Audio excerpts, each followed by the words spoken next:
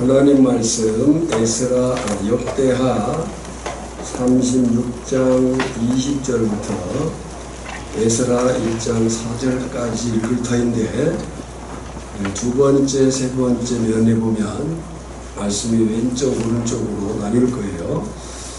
왼쪽은 이쪽 두 줄이 읽으시고, 오른쪽은 이쪽 두 줄이 화면을 보시고 읽으시면 되겠습니다.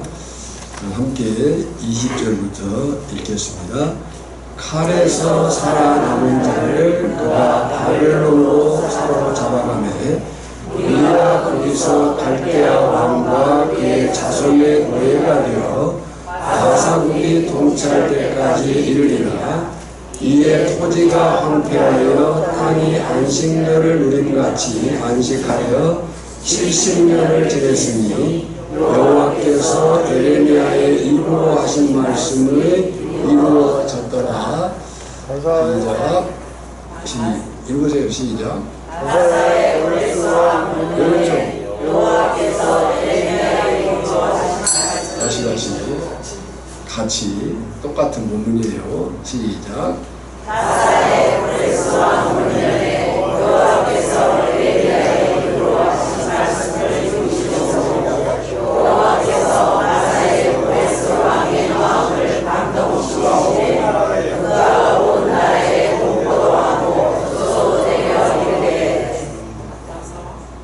바사의 오레스가 나까지 하나님을 하늘의 여호와께서 세상 마음을 내게 주시고 나에게 명령하여 그가 예루살렘의 성전을 건축하라 하셨나니 너희 중에 내 백성 된 자는 다 올라갈지어다.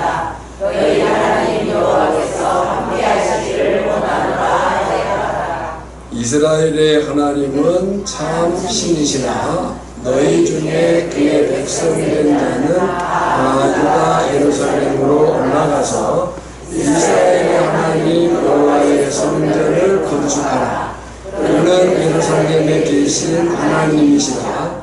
그 남아있는 백성이 어느 곳에 머물러 살든지 그곳 사람들이 마땅히 은과 금과 그 밖의 물건과 짐승으로 도와주고 그 외에도 예루살렘에 세울 하나님의 성전을 위하여 미네물을 기쁘게 드릴지니라 하였더라.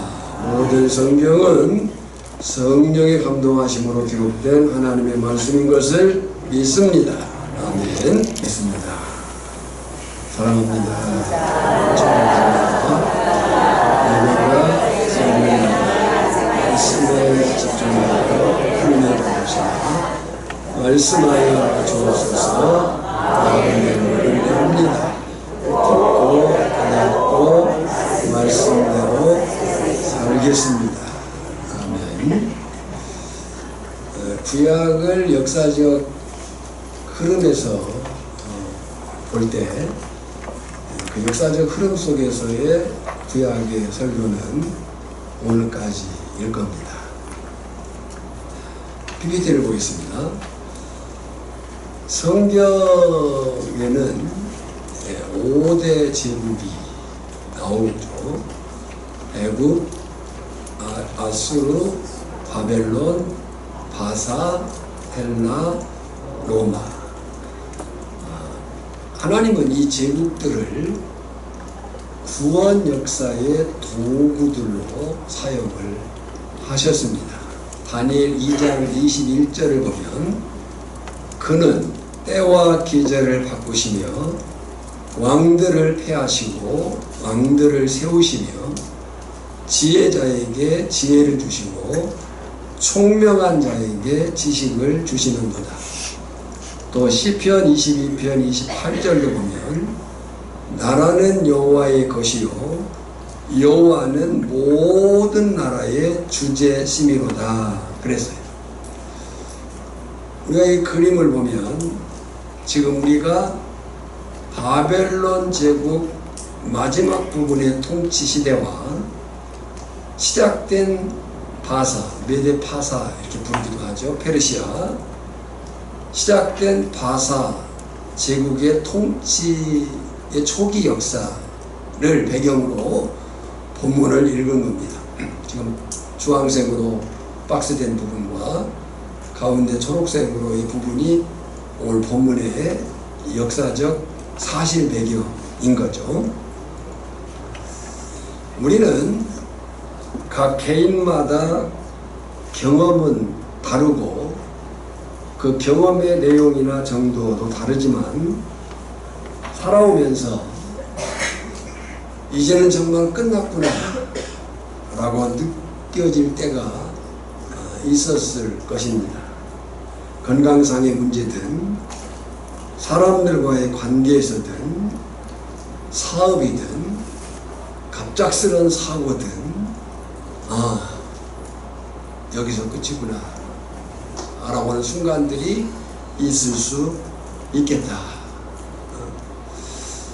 제가 이 말을 해야 되나 마나 여러 생각을 했는데 생각해보면 2023년, 24년 발병과 재발을 겪으면서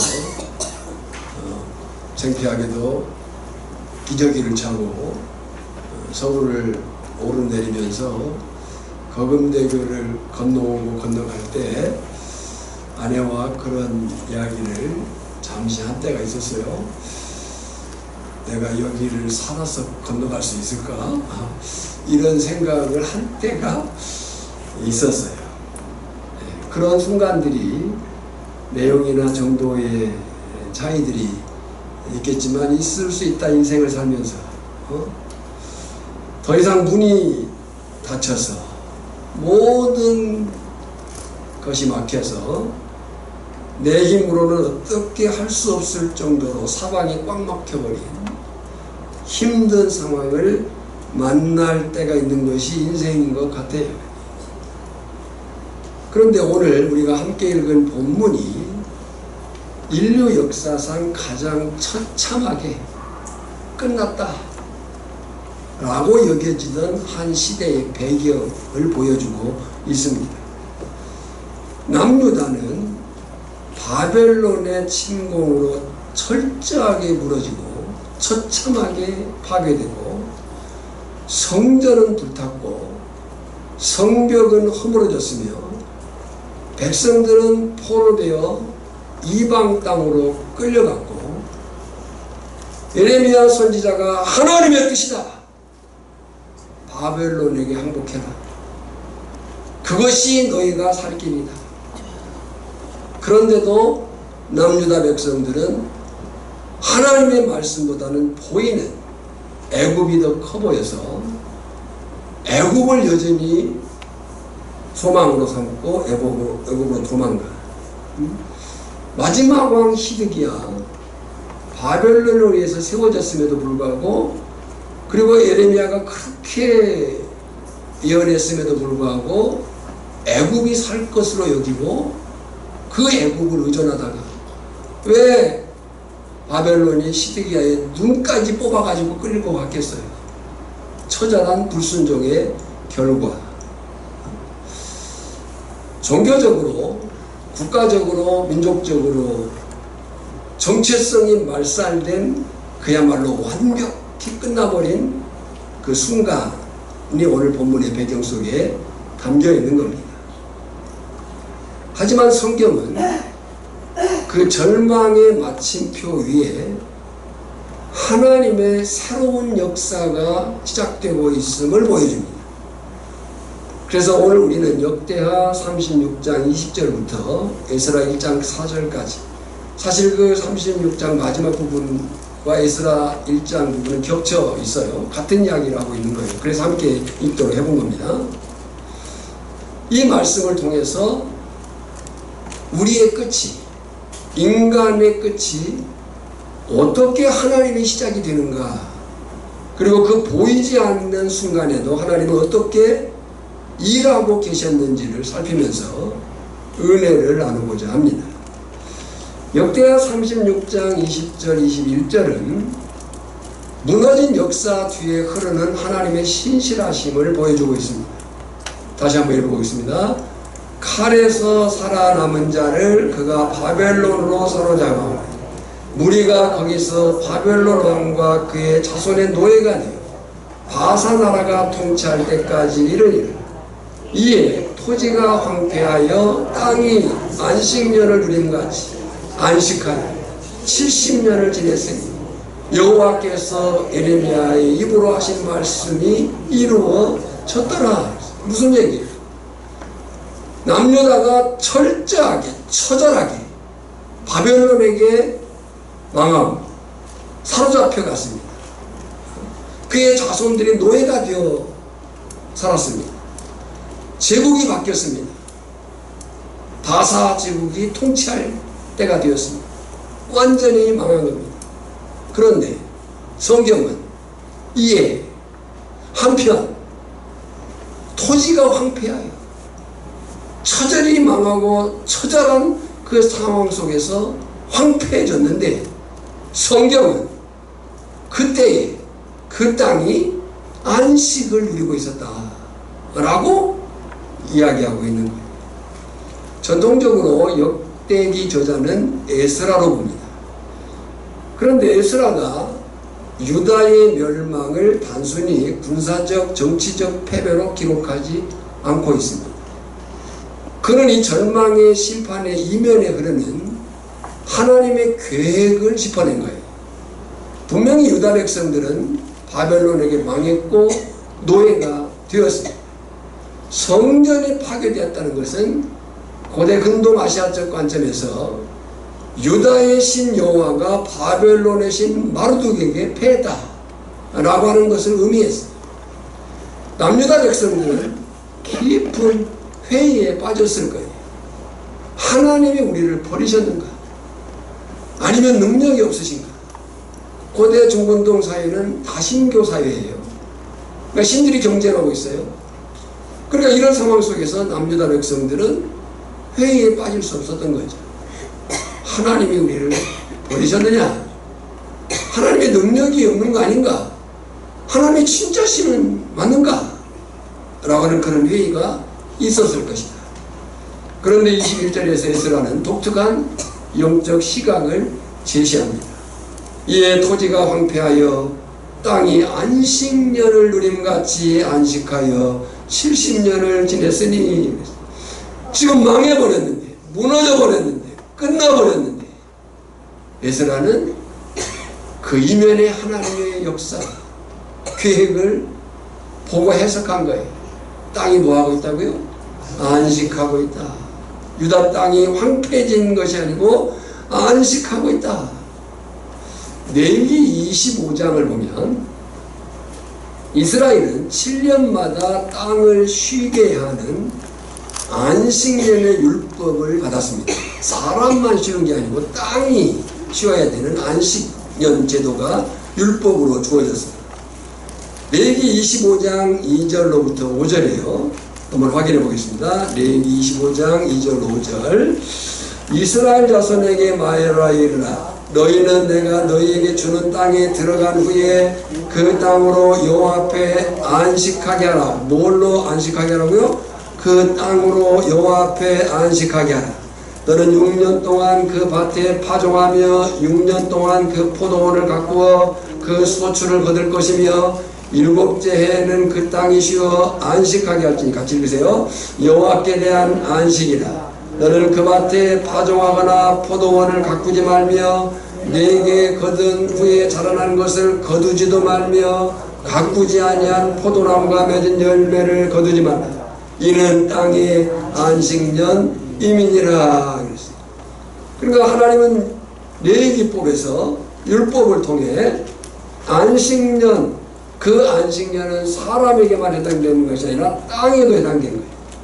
그리고 그 율법의 명령이 뭐였냐면 불순종하며 땅을 황무하게 해서라도 땅이 안식을 누리게 할 것이다 라고 경고하셨어요. 레위기 26장 34절과 35절이에요. 읽어볼까요? 레위기 26장 34절 35절. 너희가 원수의 땅에 살 동안에 너희의 본토가 황무할 것이며 땅이 안식을 누릴 것이다. 그때의 땅이 안식을 누리리니 너희가 그 땅에 거주하는 동안 너희가 안식할 때에 땅은 쉬지 못하였으나 그 땅이 황무할 동안에는 쉬게 하리라. 그러니까 이스라엘은 자신들의 탐욕 때문에 수백 년 동안 이 명령을 어겼고 하나님의 말씀은 그대로 하나님의 말씀하신 대로 강제로 땅의 안식을 주신 거예요. 질문하겠습니다.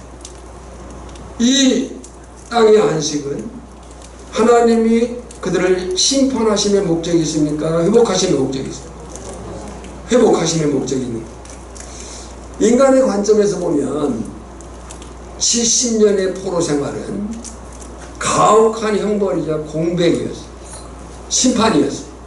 하지만 하나님의 관점에서는 탐욕으로 찌든 그 땅을 강제로 쉬게 하시는, 치료하시는 안식과 정화의 시간을 주었다. 회복을 허락한 기간이었다는 거죠.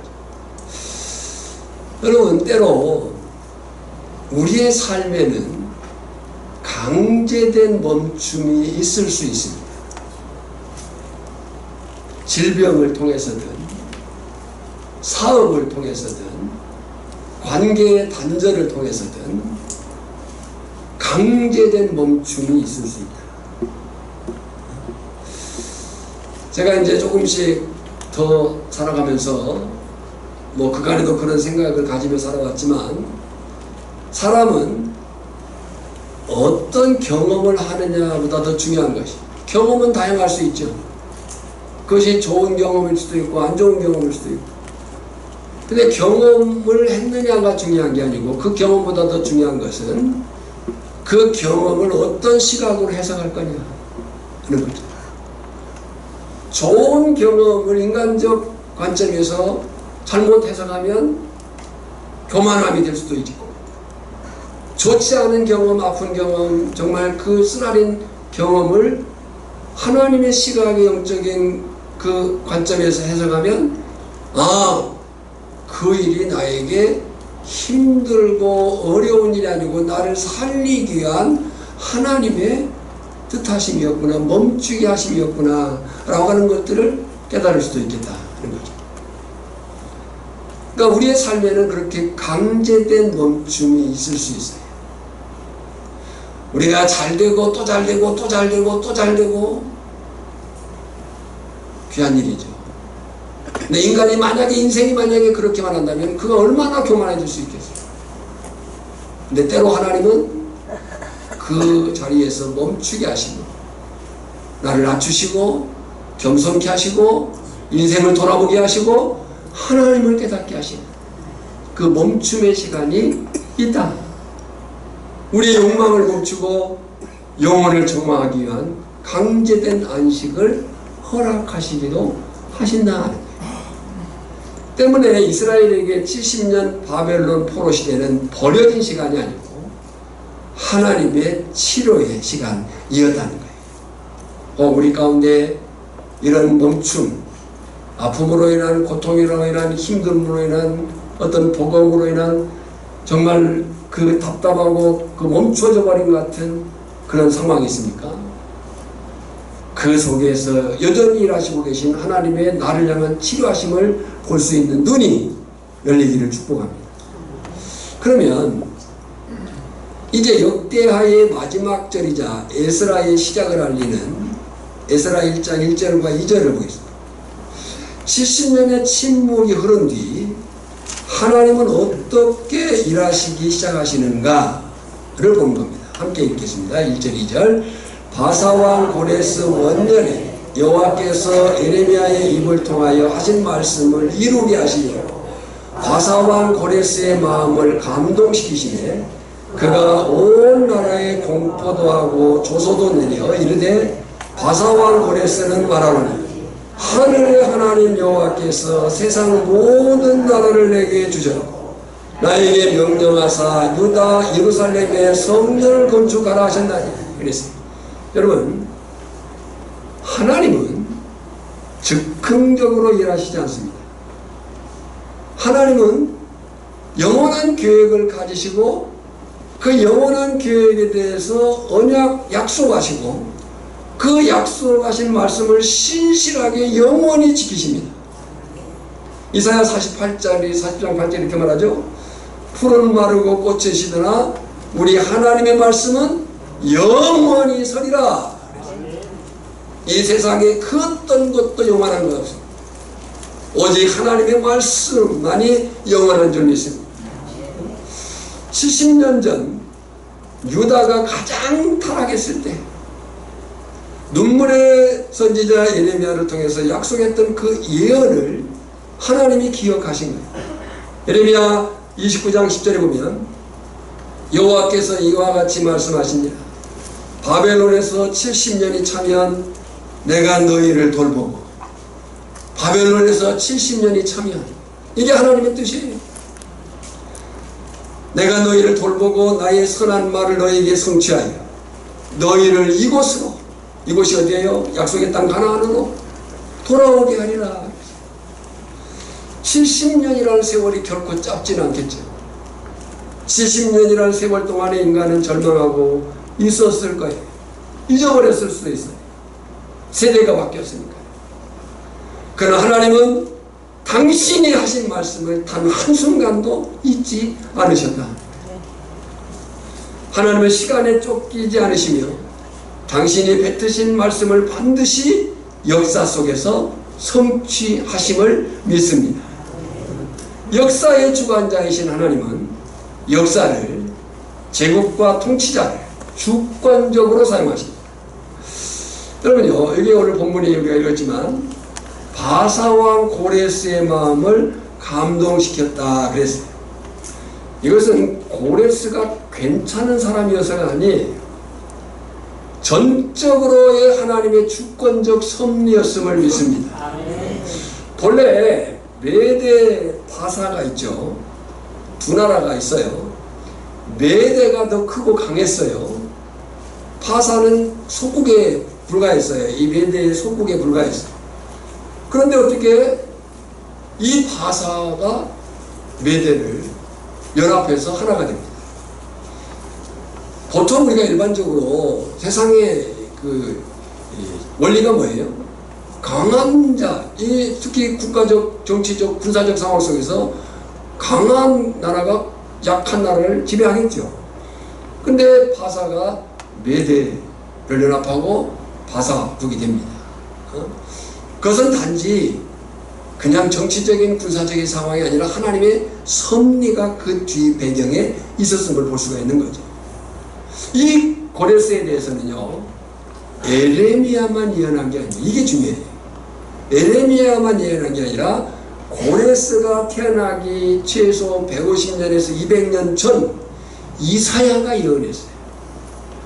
고레스가 아직 있지도 않은데, 근데 이사야가 이사야 44장 28절에 보면 고레스에 대하여는 이르기를 내 목자라 그가 나의 모든 기쁨을 성취하리라 하며 예루살렘에 대하여는 이르기를 중건되리라 하며 성전에 대하여는 내 기초가 놓여지리라 하는 자니라 그랬어요.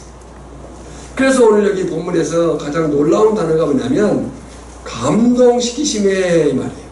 감동시키심의 이 말이 히브리 말로 우르란 말인데 사역형으로 볼 때 하르란 말이에요. 이 뜻이 중요해요. 이 말은 잠자고 있는 자를 깨운다, 충격을 주어서 일으킨다 는 그 원어적 의미가 담겨 있어요. 당시 바사의 고레스 왕은 여호와를 섬기는 신앙인이 아니었어요. 그는 지극히 세속적이고 그 다신교적인 군주였어요. 말씀드린 대로 고대 중근동 사회는 다신교 사회예요. 여러 신들을 인정해요. 그 힘센 신을 좇는 거예요. 그런 사회 속에서의 한 군주에 불과했어요. 실제로 역사적 유물인 고레스 실린더를 보면 그는 바벨론의 신 마르둑을 자신의 신이라고 기록되어 있어요. 한번 PPT를 보겠습니다. 이 PPT에 그 보이는 부분이 바벨론의 신 마르둑이고 이쪽이 고고학적 자료인 고레스의 실린더라고 하는 거예요. BC 6세기 아케메네스 제국의 고레스 대왕의 업적과 칙령이 아카디어 쇠기 문자로 기록되어 있는 아주 전토 원형으로 된 최초의 인권 선언문이 바벨론 유수와 해방 그리고 성전 재건을 허락한 고레스 칙령을 담고 있어가지고 성경의 역사성을 입증하는 아주 중요한 고고학적 자리인 거예요. 그러니까 이런 상황으로 볼 때에 이 고레스는 여호와를 섬기는 신앙인이 아니에요. 다신교 사회 속에 살고 있는 한 군주에 불과해요. 그런데 그가 어떻게 주목할 것은 에스라는 역사의 진짜 배후를 이렇게 밝힙니다. 고레스가 남유다 백성을 해방시킨 정책 고레스 칙령은 그의 정치적 안목에서 나온 것이 아니다. 고레스가 사람이 괜찮아가지고 아니라는 거죠. 여호와께서 그의 영혼을 흔들어 충격을 주어서 깨우셨기 때문이다. 여호와께서 바사왕 고레스의 마음을 감동, 충격을 갖게 하시네. 어떤 충격이었을까? 유대 전승과 역사가 요세푸스의 말에 의하면 지금 당시 바벨론과 이제 바사 제국에서 활동했던 선지자가 있어요. 누구죠? 다니엘, 에스겔, 다니엘. 아마 이 유대 전승과 요세푸스 역사가의 기록이에요. 다니엘이 이사야서의 예언을 전달했을 것이다. 이사야 예언이 뭐였어요? 고레스가 있기도 전 최소 150년 전, 200년 전에 아까 봤죠? 이사야 44장 28절 고레스에 대하여는 200년 전이에요. 근데 이사야가 고레스에 대하여는 이르기를 내 목자라 그가 나의 모든 기쁨을 성취하리라 하며 예루살렘에 대하여는 이르기를 중건되리라 하며 성전에 대하여는 내 기초가 놓여지리라 하는지라. 그러니까 성경은 고레스가 중생한 사람으로 얘기한 게 아니고 하나님의 역사 통치, 하나님의 주권적인 섭리였다라고 해석하는 거예요. 세상적 관점으로 보면 정치적인 역학관계에 따라서 고레스가 관용정책을 베풀을 수도 있었다 그렇게 생각할 수 있겠죠. 그러나 성경의 관점은 역사의 무대 뒤에서 고레스의 마음을 감동시킨 하나님의 주권적인 섭리였다. 놀라운 것은 그 고레스의 조서의 내용이에요. 그 조서의 내용을 보면 역대하 36장 23절에 지금 이렇게 말하고 있어요. 고레스가 한 말이에요. 읽어볼까요? 하늘의 신 여호와께서 세상 만국을 내게 주셨고 나에게 명령하여 유다 예루살렘을 건축하라 하셨나니. 여러분 이것은 거의 신앙 고백이에요. 네? 하늘의 신 여호와께서 세상 만국을 내게 주셨고 나에게 명령하여 유다 예루살렘 성전을 건축하라 하셨다니. 이건 신앙 고백이에요. 이방 제국의 신장부에서 우상을 섬기던 왕의 입을 통해서 하나님의 주권 섭리가 선포되고 있는 거예요. 할렐루야, 할렐루야. 저나 여러분의 삶의 그 하나님의 하나님 되심을 드러내는 그 삶을 보면서 마을 사람들 가운데, 불신자들 가운데 이런 고백이 있을 수 있다는 거죠. 분명한 것은 하나님은 교회 안에 갇혀 계신 분이 아니라 믿는 자의 삶 가운데만 계신 분이 아니라는 거예요. 불신 세상, 정치, 경제, 문화 전 영역에 걸쳐서 역사의 흐름까지도 주권적으로 주관하시는 만군의 여호와이심을 믿습니다. 주목할 것은 고레스가 포로로 살고 있는 남유다 백성들에게 선택권을 줍니다. 가든지 너희가 살고 싶은데 살아라.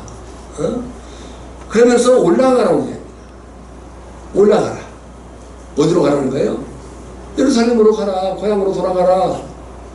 가서 뭐 해라? 성전을 건축해라. 여기 올라가다는 말이 알라란 말이에요. 이것은요 아주 중요한 의미를 갖는 단어예요. 올라가라 이 말은 지리적 이동을 넘어서 예배 자리로 나아가는 영적 회복을 의미해요. 그러니까 남유다 백성들이 70년 포로 생활에서 다시 이 예루살렘으로 돌아오는 일은 단지 귀향이 아니에요. 소명이었어요. 그들이 포로로 끌려갔지만요 70년이 지났어요. 바벨론에서 태어나 자란 2세대 3세대들에게 바벨론은 이미 살만하고 편안한 터전이 되었을 수 있어요. 여러분 외국으로 이민 간 사람들이 고국을 그리워하죠. 그리워하고 고국을 방문했을 때 기뻐해요. 그러나 그들이 그 외국에 나가서 자리 잡은 그 현장을 놓고 오기가 그렇게 쉽지 않습니다. 언어가 달라졌고 삶의 방식이 달라졌고 삶의 그 소유들이 달라졌어요. 거기서 충분히 잘 살 수 있어요. 다시 돌아온다는 것은 쉬운 일이 아니에요. 그러니까 이 올라가라 라고 하는 이 말에 담겨있는 의미는 단지 귀향이 아니고 예배 자리로 회복의 자리로 나아가라. 말씀드린 대로 거기서 태어나고 자란 2세대 3세대들에게 바벨론이 이미 익숙하고 살기 좋은 터전이었어요. 그런데 다시 황폐해진 예루살렘으로 돌아가는 것은요 엄청난 모험이자 희생이었습니다. 하지만 그 일에 있어서도 하나님은 그들을 강제로 끌고 가지 않습니다. 자원하는 자들, 마음에 감동받은 남은 자들을 통해서 성전 재건이라는 새 역사를 시작하신다. 뿐만 아니에요. 하나님은 모든 필요를 도우세요. 여러분 하나님은 사람을 통해서 일하십니다. 자원하는 사람을 통해서 일하십니다. 그리고 그 자원하는 사람에게 모든 필요를 주십니다. 에스라 1장 4절 하반절이에요. 그곳 사람들이 마땅히 은과 금과 그 밖의 물건과 짐승으로 도와주고 그 외에도 예루살렘에 세울 하나님의 성전을 위하여 예물을 기쁘게 드릴지니라. 이게 언제 있었던 장면이에요? 한번 있었던 장면이에요. 이스라엘 역사 속에서.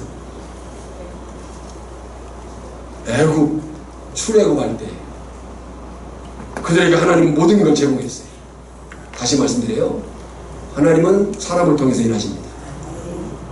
자원하는 자를 통해서 일하십니다. 하나님은 일만 시킨 것이 아니고 그 일할 모든 필요를 제공하십니다. 할렐루야. 여러분요 열심히 힘써서 일하고 손해보는 사람이 있어요. 누구일까요?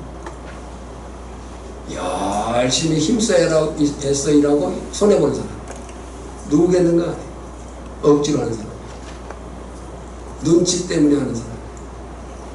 마지못해서 하고 나서 불평하고 불만하는 사람. 애써 힘써 일을 했어요. 그리고 나서 다 털어버려요. 열심히 일하고도 애써 일하고도 손해보는 사람. 오천교회 성도된 저나 여러분은 자원함으로, 아멘, 자원함으로, 기쁨으로, 감사함으로, 더하고 싶은 마음으로 서로가 서로를 격려하고 위로함으로 일하시기를 축복합니다.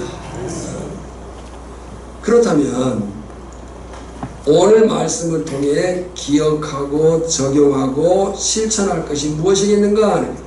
먼저는 나의 끝은, 내가 끝이라고 여겨진 그 시점이 오히려 안식과 정화의 시간일 수 있겠다 하는 거예요. 바벨론 포로의 70년은 저주가 아니었어요. 안식년의 성취였어요. 서두에서 말씀드렸습니다마는 혹시 내 삶이 어떻게 해볼 수 없는 상황이나 힘들고 버거운 문제로 멈춰진 것 같은 기분이 듭니까? 낙심하지 마시기 바랍니다. 몸이 예전 같지 않고 마음이 이전 같지 않고 그럴 수 있습니다. 낙심하지 말아라. 하나님은 그 시간, 그 문제, 그 상황을 통해서 내 안에 불순물을 제거하시고, 할렐루야, 내게는 답답하고 정말 때로 짜증까지 나지만 그 시간과 그 문제와 그 상황을 통해서 하나님은 내 안에 불순물을 제거하시고 다시 말씀 앞에 설 수 있도록 영혼을 정화하고 계신다. 왜 그런가? 하나님은 보이지 않는 것, 느껴지지 않는 시간까지도 사용하셨어. 무언가를 사용하시고 누군가를 감동시키신다. 유다 백성들이 바벨론에서 포로 생활하고 있었습니다. 그들이 바빌론 강가에서 눈물을 흘리면서 기도하고 정말 외쳤던 그 순간들이 있었어요. 더구나 제국이 바뀌었어요. 바벨론의 포로 정책은 포용 정책이었어요. 아수르하고 달랐어요. 근데 제국이 바뀌었어요. 그런데 그 바뀐 제국의 왕 고레스의 마음을 하나님이 감동시키셨어요. 놀라운 거예요. 기억하십시오. 하나님은 내가 눈물을 흘리는 그 순간에도 내가 전혀 상상하지 못했던 사람의 마음을 움직이시고 환경을 변화시키고 계십니다. 그러면 우리가 내가 할 일이 무엇이겠는가 하는 거죠. 편안히 안주할 유혹이 있는 바벨론을 떠나 예루살렘으로 올라가라. 당시 성전 재건을 위해서 올라가라는 고레스의 칙령에 반응하는 사람들이 있었어요.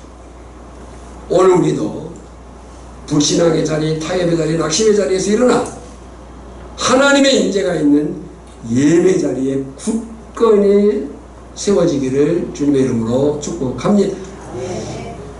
확실한 것은 대가를 지불하더라도 하나님의 소명을 따르기로 결단하며 하나님은 주변의 사람과 환경을 움직여서까지라도 우리를 도우실 것이다. 하나님은 일하십니다. 자원하는 자를 통해서 일하십니다. 그들에게 일할 필요를 제공하시고 역사하신다. 바라기는 오늘 모든 것이 끝난 상황에서도 일하시는 하나님을 믿으며 사람이나 상황이 아니라 그 모든 것 위에 계신 하나님께 시선을 고정하고 승리하는 간증 있는 삶을 살아내시기를 예수 그리스도의 이름으로 축원합니다. 말씀 기억하면서 우리 찬양하겠습니다.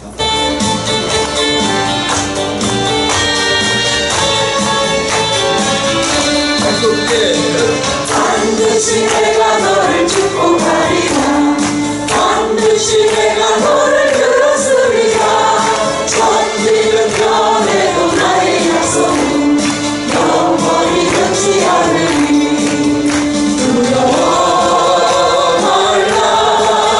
바로 내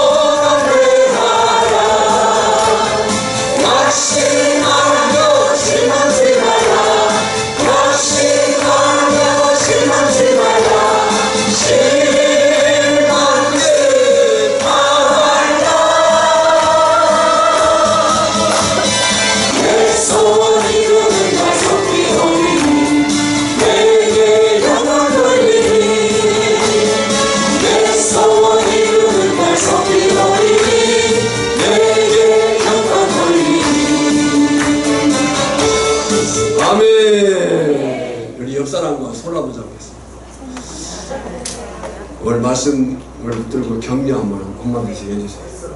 옆 사람이 격려해 주라고. 나만 쳐다보지 마. 옆 사람이 격려해 주라고. 힘내시다. 순종합시다. 반드시 승리합시다. 함께 기도하겠습니다. 그 옆 사람을 위해서 기도해요. 그리고 자신을 위해서 기도하겠습니다. 같이 기도합니다. 하나님 아버지 은혜와 사랑을 감사합니다. 우리가 이 땅에 살면서 때로 부딪히는 생각지 않은 여러 상황들이 우리 앞에 있음을 봅니다. 주께서 우리의 심령을 긍휼히 여기시고 불쌍히 여기시고 주관하시고 그 모든 상황 속에서 역사하시는 하나님의 크고 놀라우신 뜻들을 발견할 수 있도록 우리의 시각으로 우리의 생각으로 우리의 감정으로 끝난 것 같지만 그곳에서 다시 시작하시는 하나님의 거룩한 역사를 보게 하시고 믿음 안에 더욱 담대히 승리할 수 있는 저들 되어지게 하여 주시옵시고 나 자신뿐만 아니라 지쳐있는 지체들, 낙심한 상황들, 놓여있는 그 현재의 문제들을 견디게 하시고 이기게 하시고 서로 격려하며 위로하며 예수 그리스도 안에 있는 승리를 경험할 수 있는 복된 오천교회 공동체가 되게 하여 주시옵시고 성령께서 우리의 심령을 주관하여 주시옵소서. 하나님 아버지 은혜와 사랑을 감사합니다. 우리가 살면서 때로 절망하고 낙심하고 더 이상 무언가를 할 수 없는 그런 끝난 시점 같은 경험들을 가질 때가 있습니다. 그러나 그때가 하나님이 일하시는 새로운 때임을 보게 하시고 그 하나님을 바라며 사람 때문에 상황 때문에가 아니고 그 하나님을 바라며 다시 믿음의 용기를 가지고 더욱 앞으로 나아갈 수 있는 복된 심령들 되게 하여 주시옵소서. 이제는 우리를 구원하신 예수 그리스도의 은혜와 성부 하나님의 크고 놀라우신 사랑하심 성령의 기름 부으심이 오늘 다시 그 모든 상황 위에 계신 하나님을 바라며 믿음으로 살고자 다짐하는 심령들이 우리 오천교회 공동체 위에 이제부터 영원까지 항상 함께 있을지어다. 아멘.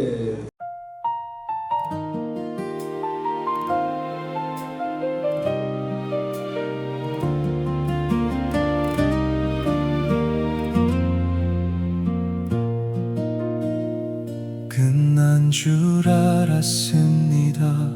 무너진 성전 앞에서 꺼져버린 소망을 바라보며 주께서 침묵하신 줄 알았습니다. 눈물로 지나온 시간 멈춰버린 삶의 자리 모든 문이 닫혀버린 것 같아도 주의 약속은 결코 멈추지 않았습니다. 우리의 눈에는 심판이었지만 주의 손에는 회복의 시간이었고 우리의 눈에는 버려진 세월이었지만 주께서는 영혼을 새롭게 하시는 안식의 시간을 준비하셨습니다. 주의 말씀은 천년이 지나도 변하지 않고 주의 언약은 한순간도 잊히지 않으며 역사의 모든 계절을 다스리시는 주님 제국의 흠망도 왕들의 마음도 주의 손 안에 있음을 믿습니다. 고레스의 마음을 깨우셨던 하나님 오늘도 우리의 마음을 깨우소서. 안일함에서 일어나게 하시고 두려움에서 믿음으로 나가게 하소서. 올라가라 부르시는 주의 음성을 따라 편안한 바벨론을 떠난 예배의 자리로 나아갑니다. 순종의 길로 나아갑니다. 주의 성전을 세우는 삶이 되게 하시고 주의 나라를 이루는 백성 되게 하소서. 우리가 보지 못하는 곳에서도 주님은 일하고 계십니다. 우리가 알지 못하는 사람을 세우시고 우리가 닿지 못하는 곳에서 길을 여시는 주님. 우리의 끝은 주님의 시작이 되고 우리의 눈물은 주님의 은혜가 되며 우리의 멈춤은 주님의 회복이 됩니다. 끝난 곳에서도 일하시는 하나님, 보이지 않아도 신실하신 하나님, 역사의 주인이신 하나님, 우리의 삶의 주인이신 하나님, 영광과 존귀와 찬송을 받으소서. 만왕의 왕 되신 주님, 세세토록 다스리시는 주님, 모든 민족과 모든 나라가 주를 경배하리이다. 오직 주님만 높임을 받으소서. 오직 주님만 우리의 소망이 되소서. 끝까지 신실하신 하나님, 영원토록 주님만 찬양합니다. 할렐루야.